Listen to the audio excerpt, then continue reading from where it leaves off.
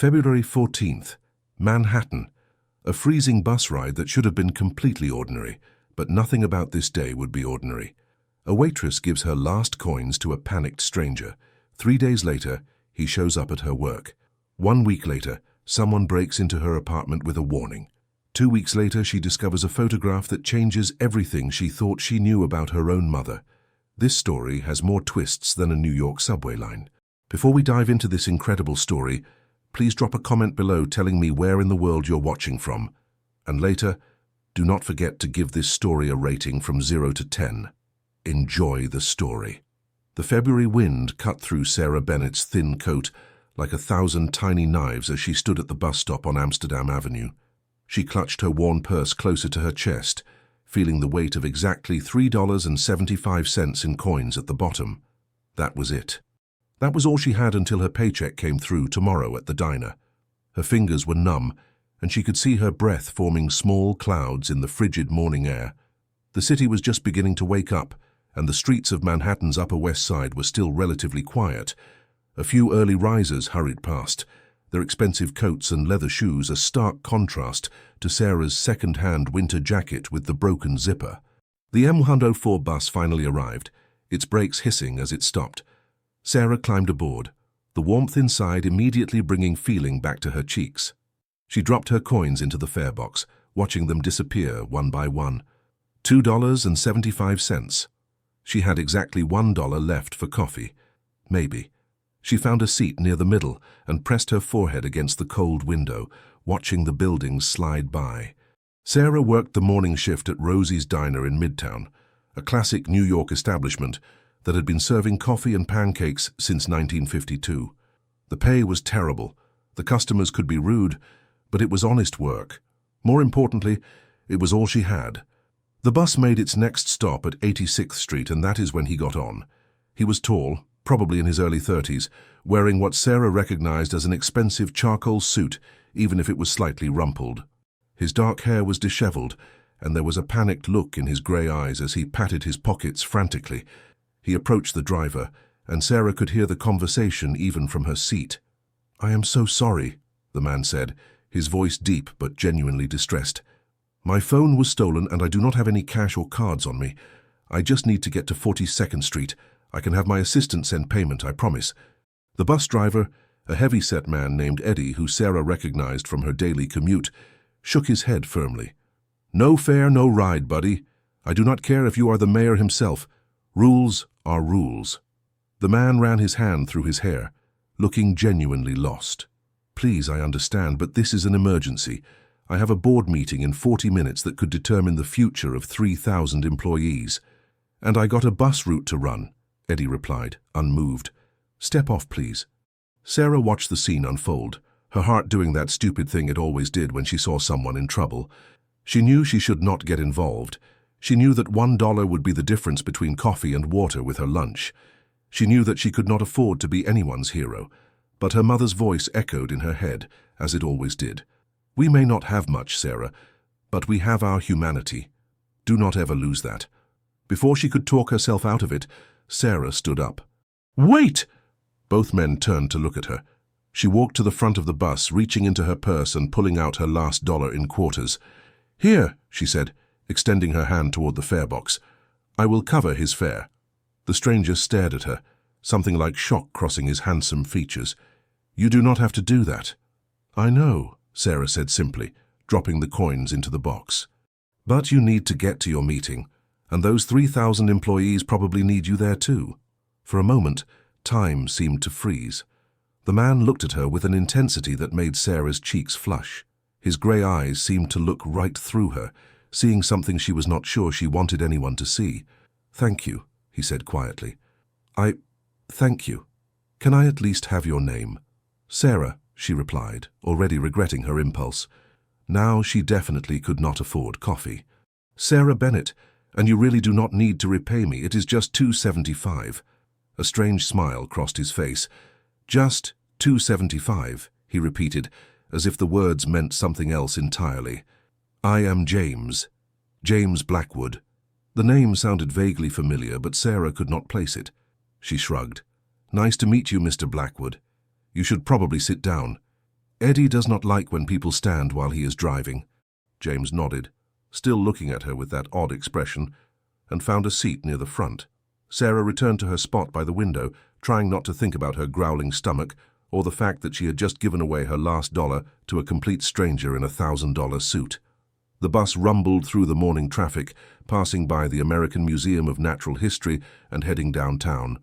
Sarah closed her eyes, calculating in her head. She had peanut butter at home. She could make a sandwich for lunch. It would be fine, everything would be fine. When the bus reached 42nd Street, James stood up. Before stepping off, he turned back to look at Sarah one more time. "Sarah Bennett," he said, as if committing the name to memory. "I will not forget this."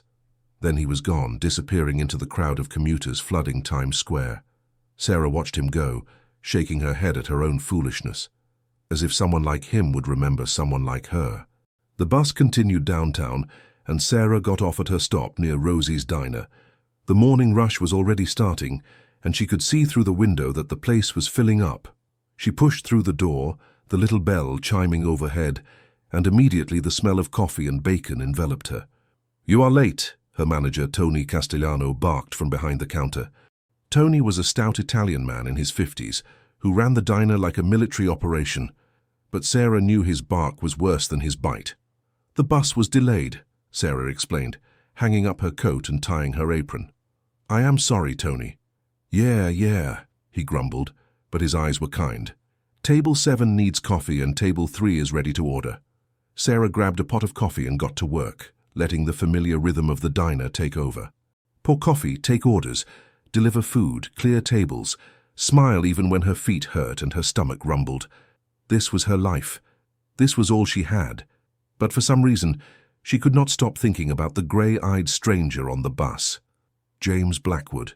Something about the name nagged at her, like a word on the tip of her tongue that she could not quite remember.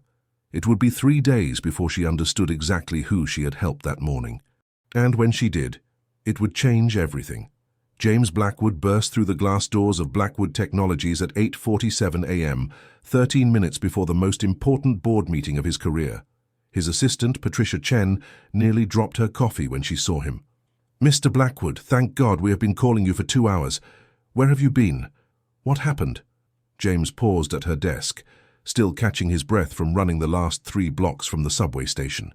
"My phone was stolen on the Upper West Side this morning. Long story, is the board already here?" "They are waiting in the conference room," Patricia said, her eyes wide with concern. "Mr. Blackwood, are you all right? Your suit is—" "I know," James interrupted, looking down at his rumpled appearance. "No time. Get me a new phone, cancel all my cards, and Patricia, I need you to find someone for me." Patricia grabbed her tablet, fingers poised to type. "Who?" "A woman named Sarah Bennett. She works at a diner somewhere in Midtown, I think. Maybe Waitress is there." Patricia blinked. "That is not a lot of information, sir." "I know," James said, a small smile crossing his face for the first time that morning. "But find her, please. It is important." Before Patricia could ask any more questions, James straightened his tie and headed toward the conference room on the 40th floor. Through the windows, he could see the Manhattan skyline stretching out in every direction, the morning sun reflecting off thousands of glass and steel buildings. This was his kingdom, the empire his father had built, and that he had expanded into a technology giant worth billions. But all he could think about was a girl on a bus who had given him her last dollar. The board meeting was brutal. 3 hours of presentations, arguments, and negotiations about a merger that would either make Blackwood Technologies the dominant player in artificial intelligence or destroy everything his family had built. James fought for every point, his mind sharp despite his disheveled appearance and the bizarre morning he had endured. When it was finally over and the merger was approved, his CFO, Marcus Reynolds, clapped him on the shoulder. "That was impressive, James. Though I have to ask, what happened to you this morning? You look like you slept in an alley." James laughed, the sound surprising even himself. "Actually, Marcus, I had my phone stolen, got stuck without any way to pay for transportation, and was rescued by a complete stranger who gave me her last dollar for bus fare." Marcus stared at him. "You are joking." "Not even a little bit." "And this stranger, she did not know who you were?" "Not a clue," James said. and there was something in his voice that made Marcus look at him more carefully. "You are going to find her, are you not?" James nodded. "Already have Patricia on it." Marcus shook his head, grinning. James Blackwood, billionaire CEO, saved by a good Samaritan. The tabloids would have a field day with this. "Which is exactly why you are not going to tell anyone," James replied. But he was smiling too. Meanwhile, across town at Rosie's diner, Sarah was having the lunch rush from hell. The coffee machine had broken down twice, table 12 had sent back their eggs 3 times, and a tourist had spilled an entire milkshake on the floor that Sarah had to clean up, while Tony yelled about schedules and efficiency. "Hey, Space Cadet," her co-worker Maria called out. "Table 5 needs a refill, and you are staring out the window like you are waiting for Prince Charming." Sarah snapped back to attention, grabbing the coffee pot. "Sorry, I'm just tired." Maria, a petite woman in her 40s with bright red hair and an infectious laugh, studied her friend with concern.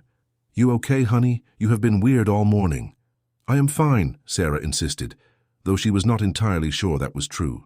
She could not stop thinking about James Blackwood and his grey eyes, the way he had looked at her, like she had done something extraordinary, when all she had done was give away money she desperately needed. "You are not fine," Maria said, following her to table 5. "You have that look, that I did something stupid look." Sarah poured coffee for an elderly couple who thanked her with warm smiles.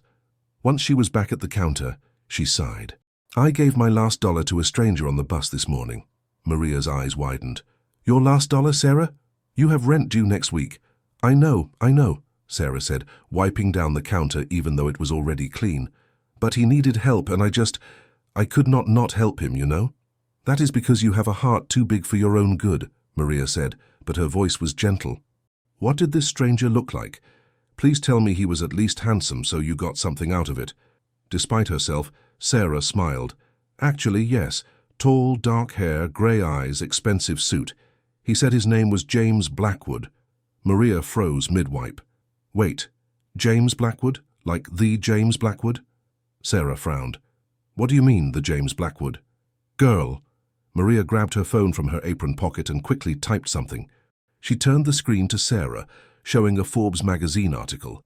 "This James Blackwood?" Sarah stared at the photograph. It was him, same grey eyes, same strong jawline, but in the photo he was smiling confidently, standing in front of a massive glass building with Blackwood Technologies emblazoned across it. "Oh my God," Sarah whispered. He is a billionaire." "Not just a billionaire," Maria said, scrolling through the article. "The billionaire. James Blackwood, CEO of Blackwood Technologies, one of the richest men in New York. Sarah, you gave your last dollar to someone who could buy this entire diner with his pocket change." Sarah felt her face burning.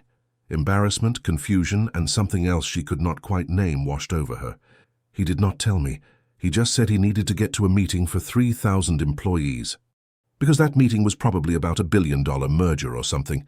Maria laughed, shaking her head. "Only you, Sarah. Only you would be kind to the one person in New York who definitely did not need it." "He looked like he needed it," Sarah said defensively. "He was panicked and lost and now he is probably back in his penthouse, having already forgotten about you," Maria said, not unkindly. "That is how it works, honey. Rich people do not live in the same world as us." But Maria was wrong. At that very moment, James Blackwood was sitting in his corner office, staring at the information Patricia had just delivered. "Her name is Sarah Bennett, 26 years old, born and raised in Queens. She works at Rosie's Diner on 8th Avenue, has been there for 3 years. No criminal record, no social media presence to speak of. She lives in a small apartment in Astoria, shares it with a roommate. And, sir?" Patricia paused, looking uncomfortable. "She is living paycheck to paycheck. The $2.75 she gave you, that really was all she had." James felt something twist in his chest. He had suspected as much from her worn coat and tired eyes, but hearing it confirmed made his gesture that morning feel even more significant. "Thank you, Patricia," he said quietly. "That will be all." After she left, James sat in silence, the city spread out below him like a glittering toy. He had everything. Money, power, success, respect. But when was the last time someone had looked at him and seen just a person who needed help? When was the last time someone had sacrificed something real for him, expecting nothing in return? He picked up his new phone and stared at it for a long moment. Then he made a decision that would change both their lives forever. Tomorrow morning he would go to Rosie's diner. Not to repay a debt, though he would certainly do that, but to meet again the woman who had reminded him that kindness still existed in this city of millions, that humanity still mattered, even when it cost you your last dollar. James Blackwood had built an empire on calculated risks, but Sarah Bennett was a different kind of risk altogether, one that his instincts told him was worth taking, even if he did not yet understand why. The next morning, Sarah was refilling the sugar dispensers when the bell above the door chimed. She looked up automatically, her customer service smile already in place, and nearly dropped the entire container of sugar on the floor. James Blackwood stood in the doorway of Rosie's diner, looking completely out of place in his perfectly tailored navy suit among the vinyl booths and checkered floor tiles. Several customers turned to stare, and Sarah heard Maria gasp from behind the counter. "Oh my God," Maria whispered. "That is him. That is actually him." Sarah's heart was hammering so hard she was certain everyone in the diner could hear it. James scanned the room until his eyes found hers, and that same intensity from the bus was back, making her feel like the only person in the world. He walked toward her, weaving between tables, and Sarah became acutely aware that her apron had a coffee stain on it, and her hair was falling out of its ponytail. "Hello, Sarah," James said, his voice warm and slightly nervous. "I hope I am not interrupting your work." Yes, I am working, but—" Sarah stammered, feeling her cheeks burn. "What are you doing here?" "Having breakfast, I hope," James replied with a small smile, "and returning something that belongs to you." He reached into his jacket pocket and pulled out an envelope. Sarah stared at it, confused. "I do not understand." $2.75, James said, "plus interest." Sarah's eyes widened as she realized what he meant. "Mr. Blackwood, you really did not have to—" "James," he interrupted gently, "please, just James, and yes, I did have to. You helped me when I needed it most. The least I can do is return the favor." Tony appeared from the kitchen, his eyes narrowed suspiciously at the well-dressed stranger. "Everything okay here, Sarah?" "Everything is fine, Tony," Sarah said quickly. This is a customer who wants to sit down and order breakfast," James added smoothly. "If you have a table available," Tony grunted, gesturing to an empty booth by the window. "Sit wherever you want. Sarah will take care of you." As James settled into the booth, Sarah tucked the envelope into her apron pocket without opening it and pulled out her order pad with shaking hands. "What can I get you?" she asked, trying to sound professional and failing miserably. James picked up the laminated menu, studying it with the same intensity he probably gave to multi-million-dollar contracts. "What do you recommend?" "The pancakes are good, so is the Western omelet, and the coffee is, well, it is coffee." "I will have the pancakes and coffee, please," James said, setting down the menu. "And Sarah, will you sit with me for a moment? Just for a minute?" Sarah glanced nervously toward the counter where Maria was pretending not to watch while absolutely watching. "I am working. Tony will kill me." "I will handle Tony," James said. "Please, I owe you more than money. I owe you an explanation." Against her better judgment, Sarah slid into the booth across from him. Up close, she could see the fine lines around his eyes, the slight shadow of stubble on his jaw. He looked tired, but there was something different about him than the panicked man on the bus. He looked more real. "You are probably wondering why I am here," James began. "The thought crossed my mind," Sarah replied, finding a small smile despite her nervousness. "Billionaire CEOs do not usually eat at places like this." James laughed, the sound genuine and surprising. "You know who I am now." "My co-worker has Google and zero sense of discretion," Sarah said. "So yes, I know who you are, which makes what I did even more ridiculous. You definitely did not need my $2.75. "Actually," James said, his expression becoming serious, "I did need it. More than you can imagine. Not the money, obviously, but what it represented. Do you know how long it has been since someone looked at me and just saw a person who needed help? Not my name, not my company, not what I could do for them." Sarah fidgeted with the edge of her apron. "I just did what anyone would do." "No," James said firmly. "You did what almost no one would do. You gave away your last dollar to a complete stranger. My assistant told me that was literally all you had until your paycheck." Sarah felt her face flush with embarrassment. "You had someone investigate me?" I had someone find you, James corrected. There is a difference. Sarah, I came here because I wanted to thank you properly. And because, he paused, seeming to choose his words carefully, because I would like to get to know you better, if you would allow me that privilege. Sarah's heart did a complicated flip in her chest. You want to get to know me? Why? Because in a city of 8 million people, you are the first person in years who has surprised me, James said simply. Because when you looked at me on that bus, you did not see a CEO or a billionaire or a Blackwood. You just saw someone who needed help, and I find that incredibly rare, incredibly valuable. Before Sarah could respond, Tony's voice boomed across the diner. Bennett, those tables are not going to wait themselves. Sarah jumped, suddenly remembering where she was. I have to get back to work. I understand, James said. But Sarah, think about what I said. I would like to take you to dinner, somewhere nice, as a thank you. I do not need... I know you do not need it, James interrupted. But I would like to, please. Sarah stood up, her mind spinning. I will think about it. Let me get your pancakes. As she walked back to the counter, Maria immediately grabbed her arm. What did he say? What is happening? Why is James Blackwood in our diner? He wants to take me to dinner, Sarah whispered, still not quite believing it herself. Maria's eyes went wide. And you said yes, right? Please tell me you said yes. I said I would think about it. Sarah Bennett, if you do not go to dinner with that man, I will personally drag you there myself, Maria hissed. Do you know what I would give for a chance like this? It is not a chance, Sarah protested. It is just, he feels guilty about the bus thing. That is all. Honey, men like James Blackwood do not come to diners in Midtown if they just feel guilty. They send a check. The fact that he is here in person asking you to dinner, that means something. Sarah wanted to argue, but deep down she wondered if Maria might be right. She prepared James's order, her hands moving on autopilot, while her mind raced with possibilities and fears. When she brought his pancakes, James smiled up at her. These look perfect. They are just pancakes, Sarah said. Maybe, James replied, but right now they are the best pancakes in New York. Because I am eating them here with you nearby, in this diner that smells like coffee and maple syrup and feels more like home than my penthouse ever has. Sarah did not know what to say to that, so she just refilled his coffee and moved on to her other tables. But for the rest of James's meal, she was hyper-aware of him, the way he ate slowly, savoring each bite, the way he watched the other customers with genuine interest, the way his eyes followed her around the diner with an expression she could not quite name. When he was done, James left $100 bill on the table for a $12 breakfast. Sarah tried to give it back, but he was already heading for the door. James, wait, she called out, chasing him onto the sidewalk where the morning rush was in full swing.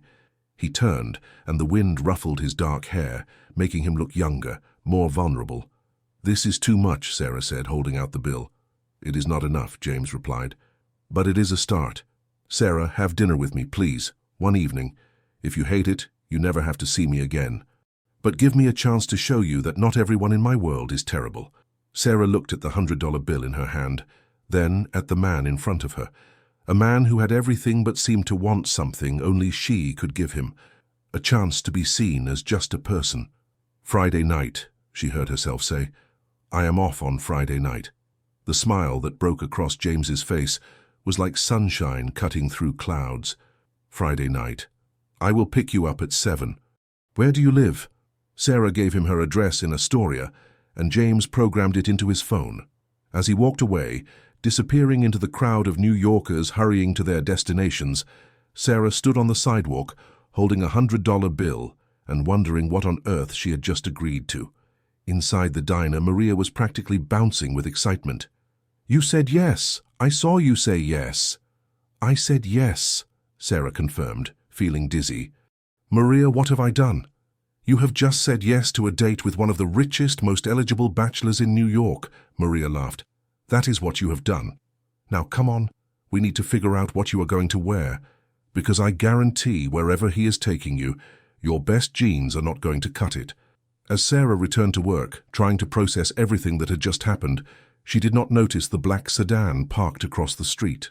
Inside, A woman with perfectly styled blonde hair and cold blue eyes watched through tinted windows, her phone pressed to her ear.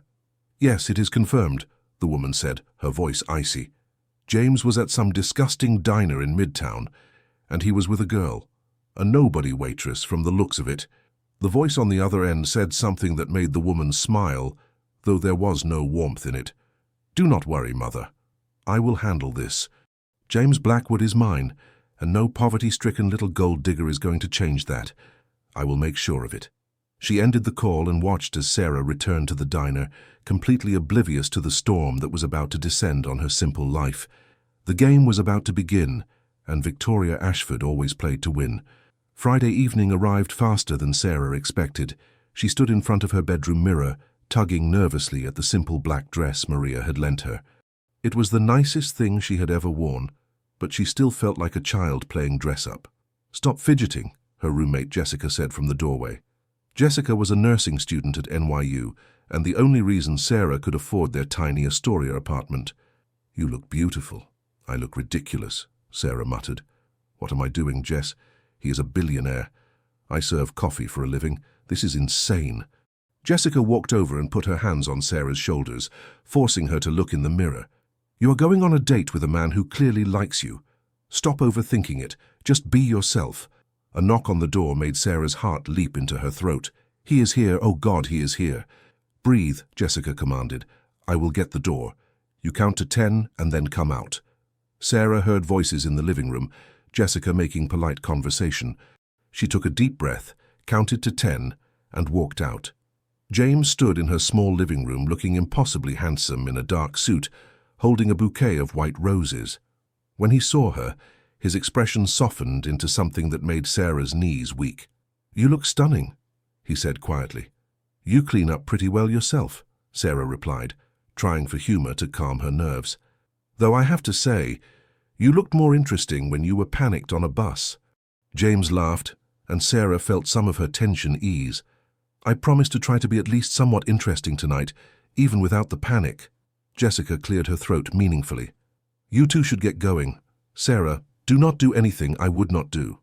"That leaves a lot of options," Sarah teased, earning a playful swat from her roommate. The car waiting outside was not the flashy sports car Sarah had half expected, but a sleek black sedan with a driver who opened the door for them. As they drove through Queens and over the bridge into Manhattan, James pointed out landmarks, his voice warm with genuine affection for the city. "That is the Queensboro Bridge," he said as they crossed. "My father brought me here when I was 8, told me that one day I would leave my mark on this city. I think he meant it metaphorically, but I took it literally. Blackwood Technology's first office was right there." He pointed to a building in the distance. "Do you miss him?" Sarah asked softly. "Your father?" James's expression became distant. "Every day? He built everything from nothing. Came to this country with $50 and a dream. Worked 3 jobs, put himself through school. By the time he died 5 years ago, he had created an empire, and now it is my job to make sure his legacy continues." "That is a lot of pressure," Sarah observed.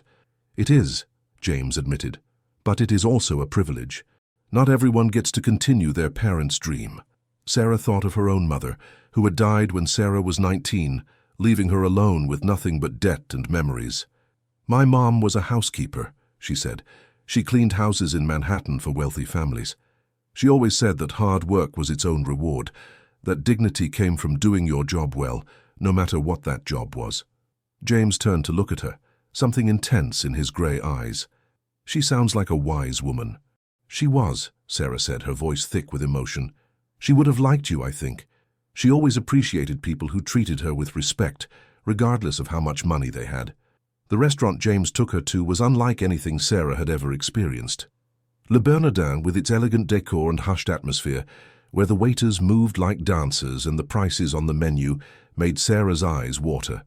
"James, this is too much," she whispered, as they were seated at an intimate table by the window with views of the city lights. "Nothing is too much for someone who gave me her last dollar," James replied. "Besides, I want you to enjoy this. Please, do not worry about the cost. Just let yourself have a nice evening." The meal was extraordinary. Each course was a work of art, flavors Sarah had never imagined. James ordered wine that probably cost more than her monthly rent, and throughout the dinner they talked. Really talked.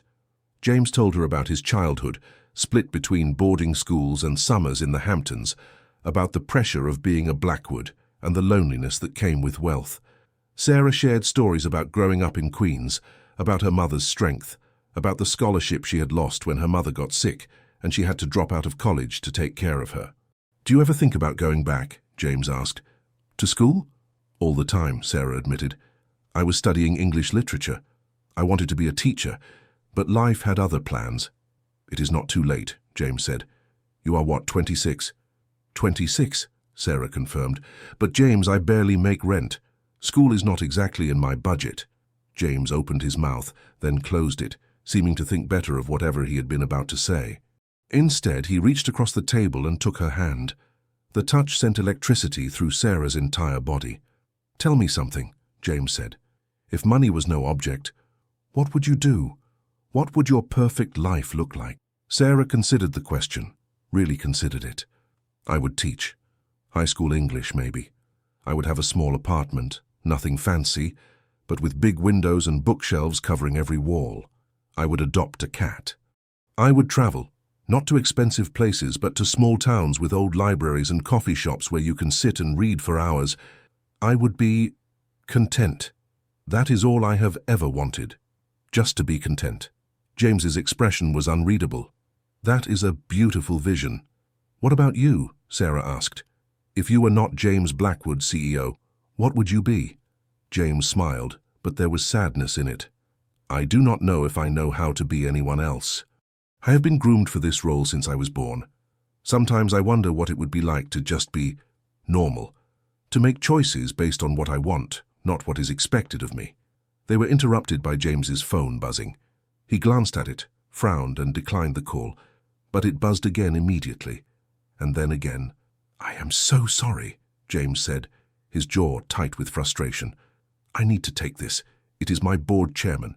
He would not call unless it was urgent." "Of course," Sarah said, trying to hide her disappointment. James stepped away from the table, and Sarah watched him through the window, seeing his expression grow darker with each passing moment. When he returned, he looked genuinely upset. "Sarah, I am so incredibly sorry, but there is an emergency at the office, a security breach in our systems.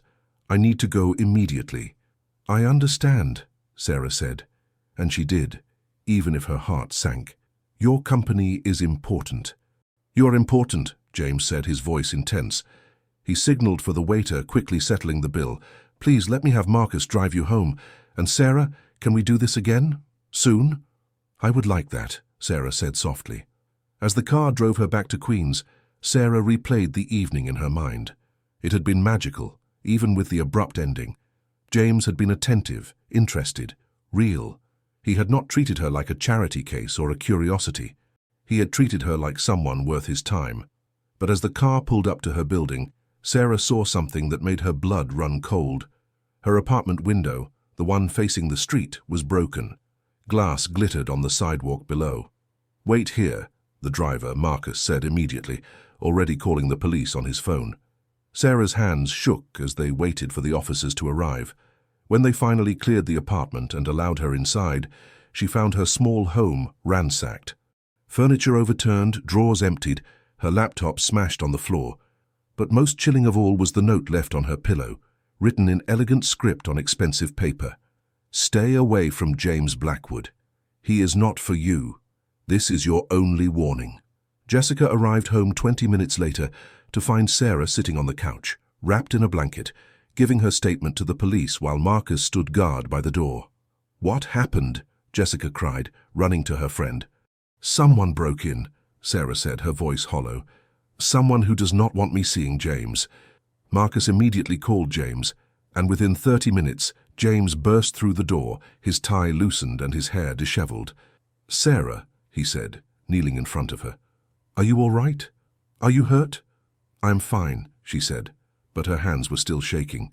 "James, someone left a note. Someone who knows about us." James read the note, his face turning to stone. "Victoria," he said, his voice cold with fury. "It has to be Victoria." "Who is Victoria?" Sarah asked, though part of her already knew the answer. "My ex-fiancée," James said bitterly. "Or rather, the woman my mother wants me to marry. We were engaged 2 years ago, but I broke it off. She has never accepted it. Sarah, I am so sorry. I never thought she would do something like this." Sarah looked around at her destroyed home, at the life she had built being torn apart, and felt tears finally begin to fall.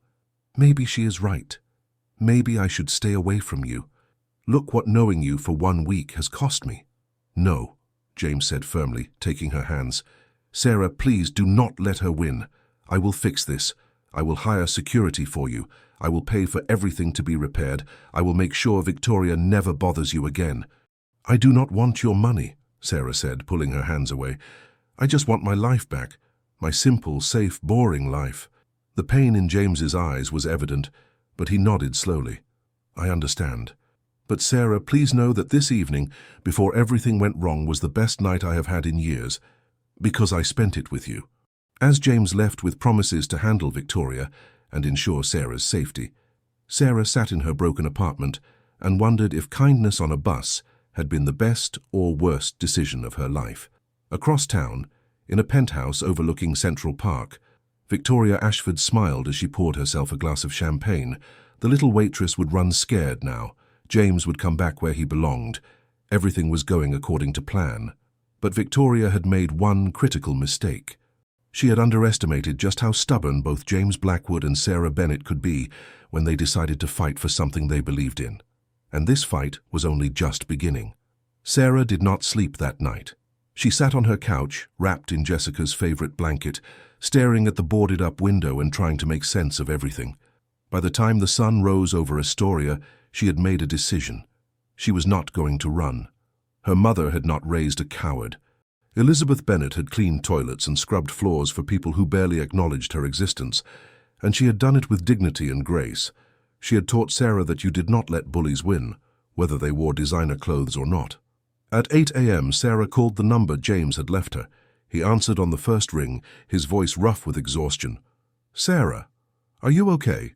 I have been up all night dealing with Victoria and her lawyers. She denies everything, of course, but I have security footage of her car near your building. I am filing for a restraining order and—" "James," Sarah interrupted gently. "Breathe." There was silence on the other end. Then a soft laugh. "I'm not very good at this, am I? The whole normal relationship thing?" "Is that what this is?" Sarah asked. "A relationship?" "I would like it to be," James said quietly. "If you will give me another chance." "I know last night was a disaster, and what Victoria did was unforgivable, but Sarah, I cannot stop thinking about you, about our conversation, about the way you see the world, about—" "I want to see you again too," Sarah said, surprising herself with her certainty. "But James, I need you to understand something. I'm not going to let you fix my life with money. I am not a project or a charity case. If we are going to do this, we do it as equals, even if our bank accounts tell a different story." "Equals," James repeated, and Sarah could hear the smile in his voice. "I like that. So what do you propose?" "You come to my world," Sarah said. "No fancy restaurants, no expensive wine, just regular life. If you can handle that, then maybe we have a chance." "When?" James asked immediately. "Tomorrow. It is my day off. Meet me at the diner at noon. And James? Dress casual, like actually casual. Not CEO casual." The next day, Sarah watched through the diner window as James arrived in jeans and a simple blue sweater that made his grey eyes stand out even more. He looked younger, more approachable, and several female customers did double takes as he walked in. "Well, well," Maria said, appearing at Sarah's elbow. "Billionaire boy cleans up nice even when he is dressing down." "Behave," Sarah warned, but she was smiling. James spotted her and his entire face lit up. It did something to Sarah's heart that she was not quite ready to examine too closely. "So," James said, sliding into the booth across from her, "what does a regular day off look like for Sarah Bennett?" "You are about to find out," Sarah replied. "First stop, food shopping." 20 minutes later, they were at the local grocery store in Astoria, Sarah pushing a cart while James followed, looking utterly fascinated by everything. "Have you compared prices?" he asked, watching Sarah check the labels on 2 different brands of pasta sauce. "Of course, this one is $1 cheaper and tastes exactly the same," Sarah explained. Have you never been grocery shopping before? We have a chef who handles all that, James admitted sheepishly. And before that, boarding school meal plans. Sarah, I think the last time I was in a grocery store I was 12. Sarah stared at him. You are joking. I wish I was, James said, then grinned. Teach me your ways, O master of practical living. What followed was possibly the most entertaining afternoon of Sarah's life. She watched James Blackwood, technology genius and billionaire CEO, discover the wonder of store-brand products, get confused by the self-checkout machine, and nearly drop a jar of pickles when he saw the price of organic vegetables. This is insane, James muttered, loading bags into Sarah's cart. How do people afford to eat? Very carefully, Sarah replied. Welcome to the real world, James Blackwood. Their next stop was the laundromat, where Sarah had to do her weekly laundry. James insisted on helping, which resulted in him putting too much detergent in the machine and creating a small bubble explosion that had both of them laughing until they cried. I am terrible at this, James admitted, trying to mop up soap with paper towels. You are learning, Sarah corrected. There is a difference. As they waited for the laundry to finish, sitting side by side on uncomfortable plastic chairs, James turned to her with a serious expression. Thank you, he said quietly. For what? Letting you destroy a washing machine? For showing me this? For treating me like a normal person? For not caring about my money or my company or any of that? Do you know how rare that is? Sarah met his eyes. James, I do care. I care that all of that matters to you, that it is part of who you are. But I also need you to understand that this, she gestured around the laundromat, this is my reality. I cannot afford a chef or a driver or to eat at restaurants where the wine costs more than my rent. If we are going to make this work, you need to be okay with that. I am more than okay with it, James said, reaching for her hand. Sarah, I have everything money can buy, but I have not been truly happy in years. Being with you, doing laundry in a rundown laundromat in Queens, I feel more alive than I have in a decade. Before Sarah could respond, her phone rang. It was Maria. Her voice panicked. Sarah, you need to come to the diner now. There are reporters everywhere asking questions about you and James. Someone leaked photos of you two together, and it is all over social media. Tony is freaking out. Sarah's heart sank. She looked at James, who had heard enough to understand. His expression hardened. Victoria, he said grimly. She is escalating. They rushed back to the diner to find a media circus outside. Reporters with cameras, bloggers with phones, all clamoring for information about the mysterious waitress dating James Blackwood. Is it true you are a gold digger? Did you target Mr. Blackwood intentionally? How does it feel to be dating one of New York's most eligible bachelors? The questions flew like arrows, each one more invasive than the last. Sarah felt James tense beside her, ready to say something, but she stopped him with a hand on his arm. I am not answering any of your questions, Sarah said firmly. My personal life is private. Now please leave this diner alone. These people are just trying to work. James used his body to shield Sarah as they pushed through the crowd into the diner. Inside, Tony was red-faced and furious. I do not need this circus, Sarah, Tony said. I have customers complaining, reporters blocking the door. This is bad for business. I am sorry, Tony, I never meant... It is not her fault, James interrupted, and I will make sure this gets resolved. Tony, is it? I apologize for any trouble my presence has caused, but Sarah did nothing wrong. She helped a stranger on a bus, that is all. Tony looked at James, then at Sarah, then sighed heavily. Just make it go away, kid. I like you, Sarah. You are a good worker. But I cannot have this. Outside, the crowd was growing. Sarah watched through the window, feeling her simple life unraveling.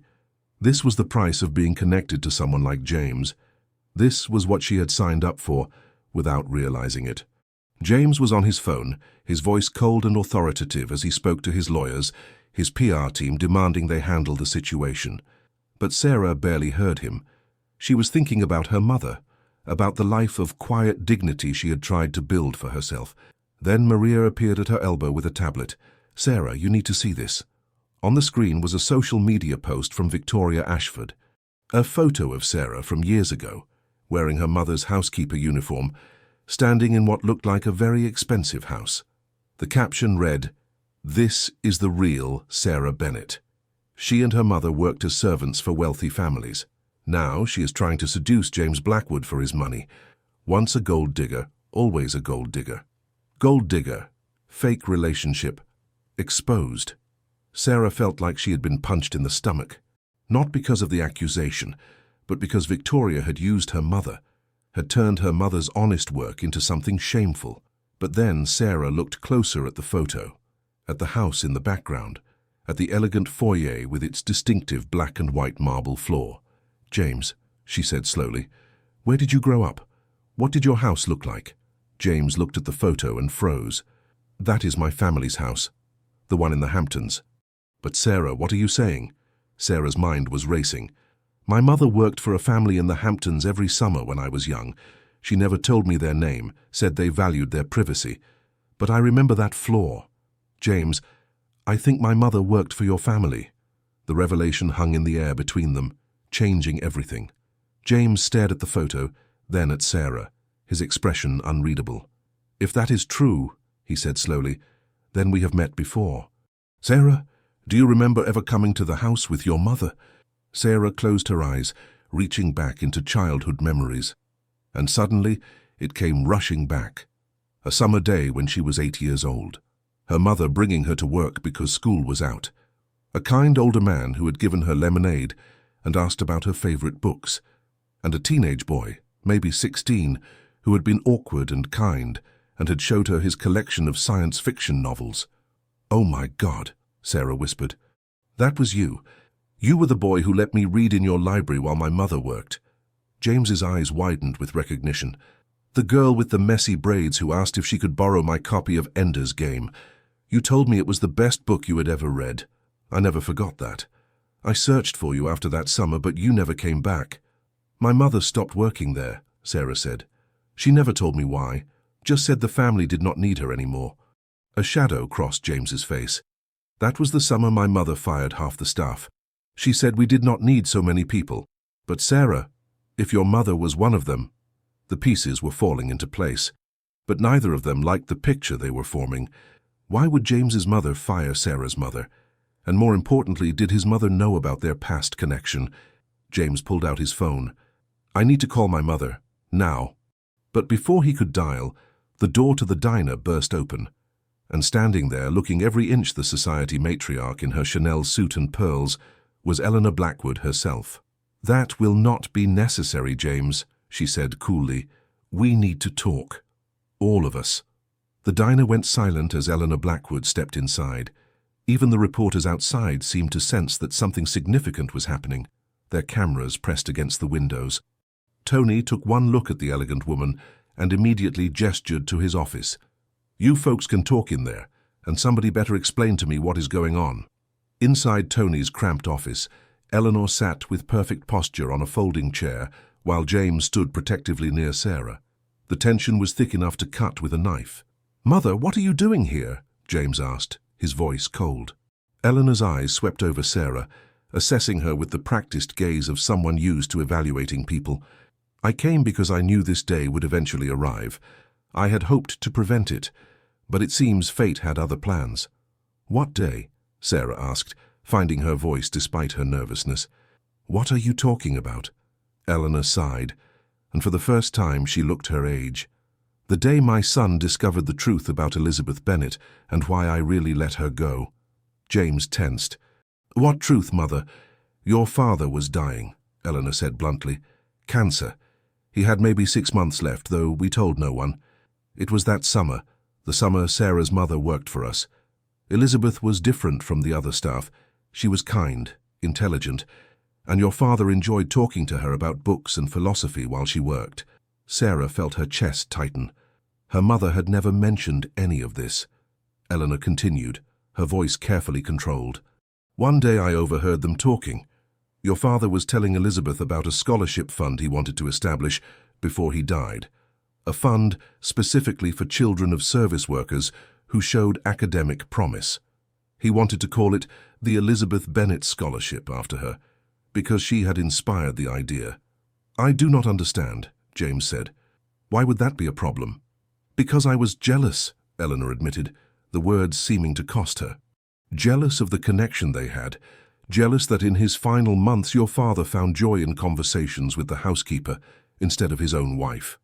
So I fired her. I told her we were downsizing staff, gave her a generous severance, and made sure she never came back.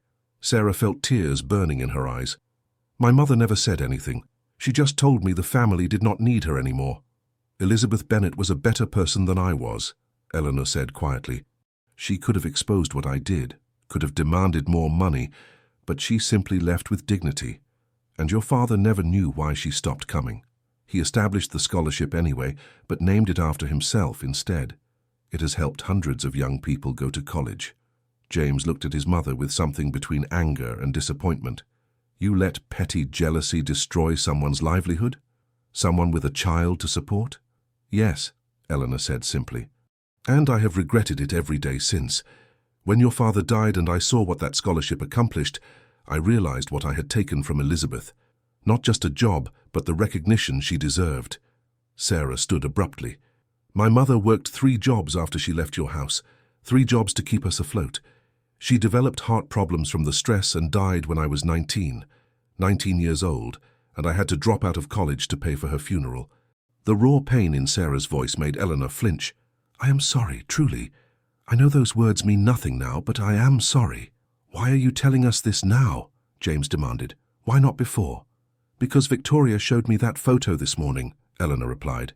She thought she was helping me break you two apart. She does not know the history, only that Sarah's mother worked for us. But when I saw that picture, I knew the truth would come out eventually. I decided it should come from me.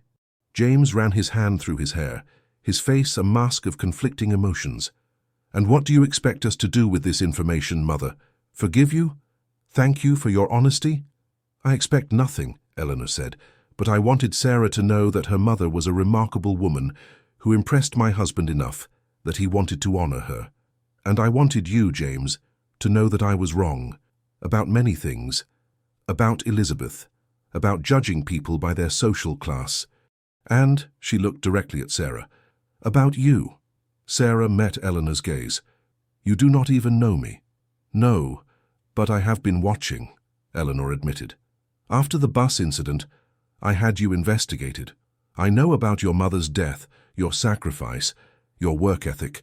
I know you could have sold your story to the tabloids for a substantial amount of money, but you refused. You are exactly the kind of person Elizabeth raised you to be, and exactly the kind of person my son needs. Mother, James said, shocked. Are you saying... I am saying I was wrong about Victoria too. She is vindictive and manipulative, and I should never have encouraged that engagement. Sarah may not come from our world, but she has something far more valuable than money or social connections. She has character. Sarah did not know what to say. This was not the conversation she had expected to have today. Eleanor stood, smoothing her skirt.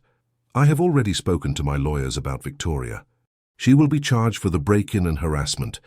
I have also had my PR team issue a statement supporting your relationship and condemning the media invasion of your privacy. It is not much, but it is a start. Why? Sarah asked. Why help us now? Eleanor's expression softened. Because I spent years controlling my son's life, trying to mold him into what I thought he should be. And in doing so, I nearly destroyed the best thing that ever happened to him. I will not make that mistake again. James deserves to be happy, and if you make him happy, then you have my blessing. She moved toward the door, then paused. There is one more thing. The Elizabeth Bennett Scholarship. It still exists. I would like to make you its director, Sarah. Paid position, full benefits. You would help decide which students receive funding for college. I think your mother would approve. Before Sarah could respond, Eleanor was gone, leaving behind a stunned silence. James turned to Sarah, his grey eyes searching hers. Sarah, Your mother fired my mother out of jealousy, Sarah interrupted, her voice shaking. Your family's actions contributed to my mother's stress, to her health problems, to her death. How am I supposed to just accept that? You are not, James said gently, and I am not asking you to. What my mother did was wrong, unforgivably wrong. But Sarah, we cannot change the past. We can only decide what we do with the present. Sarah felt tears streaming down her face. I do not know if I can do this, James. Every time I look at you, I will think about what your family took from mine. James moved closer, his own eyes wet. Or you could think about what we found in each other. Sarah, you gave me your last dollar when you had every reason not to. You showed me kindness when you gained nothing from it. That is who you are. Do not let my mother's past mistakes destroy what we could have together. I'm scared, Sarah admitted. Scared of your world. Scared of what being with you will cost me. Scared that I am not strong enough for this. You are the strongest person I know, James said. You survived losing your mother, dropping out of school, working 3 jobs. You built a life from nothing, and you did it with grace and dignity. That is not weakness, Sarah. That is extraordinary strength. Sarah looked into his eyes and saw everything there. The hope, the fear, the love that was already beginning to take root. She thought about her mother, about what Elizabeth Bennett would want for her daughter. Her mother would want her to be happy, to take chances, to not let the past steal her future. Okay, Sarah whispered. Okay, but James, we do this my way. Slowly, honestly. No more secrets. No more secrets, James agreed. And when he pulled her into his arms, Sarah finally let herself believe that maybe, just maybe, they could make this work. Outside the office, Maria was crying happy tears. Tony was grumbling about lost work time, but secretly pleased. And the reporters were finally leaving, their story made less scandalous by Eleanor Blackwood's public support. But Sarah and James did not notice any of it. They were too busy holding each other, 2 people from different worlds who had found something precious and rare, a connection that transcended money, status, and class. A connection that had started with $2.75 and a simple act of kindness on a February morning. 6 months later, Sarah stood in front of a classroom at Queen's Community College, looking at 20 eager faces of first-year students who had received the Elizabeth Bennett Scholarship. Her mother's scholarship. My mother used to tell me that education was the one thing no one could take from you, Sarah said, her voice strong and clear. She worked her entire life so that I could have opportunities she never had.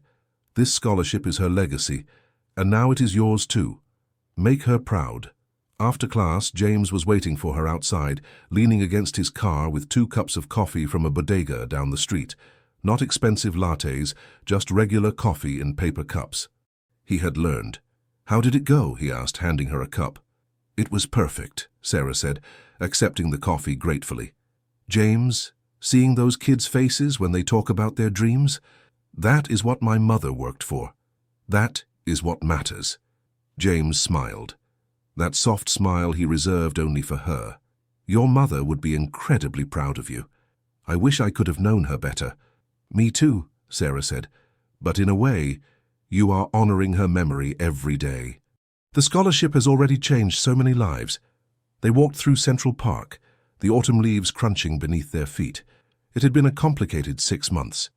Sarah had taken the position as director of the scholarship fund, but she had kept her apartment in Astoria and still worked weekend shifts at Rosie's diner, despite James's protests. She needed to remember where she came from. Their relationship had been tested repeatedly. Society columnists who questioned Sarah's motives. Business associates who did not understand why James would date someone from her background. Even some of Sarah's friends who worried she was changing too much. But they had survived it all by staying true to the promise they made that day in Tony's office. Slowly, honestly, no more secrets. I have something for you, James said, stopping at Bethesda Fountain. He reached into his jacket and pulled out a small frame. Inside was a photograph Sarah had never seen before. Her mother, young and smiling, standing in the Blackwood Library with a young James, both holding books. I found it in my father's things, James explained. He kept it all these years. I think he knew how special your mother was, Sarah. I think he saw in her what I see in you. Sarah's eyes filled with tears as she traced her mother's face. She looked so happy. She was happy, James said. My father's journal mentioned her often. He wrote that she reminded him of why he had built his company in the first place, to create opportunities for people like her, people with brilliant minds who just needed a chance. Thank you for this, Sarah whispered, for finding her, for remembering her. James took her hand. Sarah Bennett, 6 months ago you gave me $2.75 and changed my life forever. You showed me that kindness still exists, that genuine connection matters more than money or status. You taught me how to be a better person. James, let me finish, he said, his voice shaking slightly. I know we said we would take things slowly. I know you do not want grand gestures or expensive gifts, but there is something I need to ask you. He got down on one knee right there by the fountain, and Sarah's heart stopped. I'm not asking you to marry me, James said quickly, seeing the panic in her eyes. Not yet. We are not ready for that. But I'm asking you to move in with me. And not to my penthouse, I know you would hate that. I bought a brownstone in Brooklyn. 3 bedrooms, big kitchen, a library that I think your mother would have loved. It needs work, but we could fix it up together. Make it ours. What do you say? Sarah laughed through her tears. A brownstone?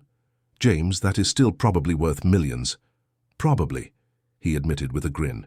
But it is also a home. Our home. If you want it. Sarah looked at this man who had started as a stranger on a bus and become the most important person in her life. She thought about her mother, about the sacrifices she had made, about the life she had wanted for her daughter. Elizabeth Bennett would want Sarah to be happy, to take chances, to build something beautiful from unexpected beginnings. Yes, Sarah said, pulling him to his feet. Yes, I want to build a home with you. James kissed her then, right there in Central Park with tourists snapping photos and joggers running past. It was not a fairy tale kiss. It was better. It was real and imperfect and absolutely right. I love you, Sarah Bennett, James said against her lips. I love your strength and your kindness and the way you see the world. I love that you keep me grounded and challenge me to be better. I love everything about you. I love you too, Sarah replied, and saying those words felt like coming home. Even when you put too much soap in the washing machine. James laughed. I have gotten better at that. You have, Sarah agreed. You have gotten better at a lot of things. 3 months later, Sarah stood in the library of their Brooklyn brownstone, surrounded by boxes of books waiting to be shelved. The house was still a work in progress, but it was theirs. Photos of both their families hung on the walls. Sarah's simple furniture mixed with James's family heirlooms. It was a home built from 2 different worlds coming together. Maria and Jessica were helping unpack, along with Tony, who had grumbled about closing the diner early, but came anyway. Even Patricia, James's assistant, was there, organizing books by author with frightening efficiency. This is nice, Tony admitted, looking around. Real nice, kid. Your ma would be proud. Thank you, Tony, Sarah said, hugging the older man. For everything. For giving me a job when I needed it. For putting up with the media circus, for being there. Yeah, Tony grumbled, but his eyes were suspiciously wet. Just do not forget us regular folks, now that you are living in Brooklyn with your billionaire boyfriend. Never, Sarah promised. I am still working weekends, remember. James appeared with a bottle of wine, Jessica following with glasses. I propose a toast, he said, pouring for everyone. To new beginnings, to family both born and chosen, and to a woman who gave her last dollar to a stranger and changed everything. To Sarah, everyone chorused. And to Elizabeth, Sarah added quietly, who taught me that kindness is never wasted. That night, after everyone had gone home and the house was quiet, Sarah and James sat on their porch steps, watching the Brooklyn streets come alive with evening activity. Do you ever wonder what would have happened if I had not been on that bus? James asked. If I had found another way to get to my meeting? All the time, Sarah admitted. But I do not think it was just chance, James. I think somehow the universe knew we needed each other. You needed to remember what matters beyond money and power. And I needed to learn that my mother's sacrifices were not in vain, that her legacy lives on. Through you, James said. Through the scholarship, through every student you help. She lives on through you.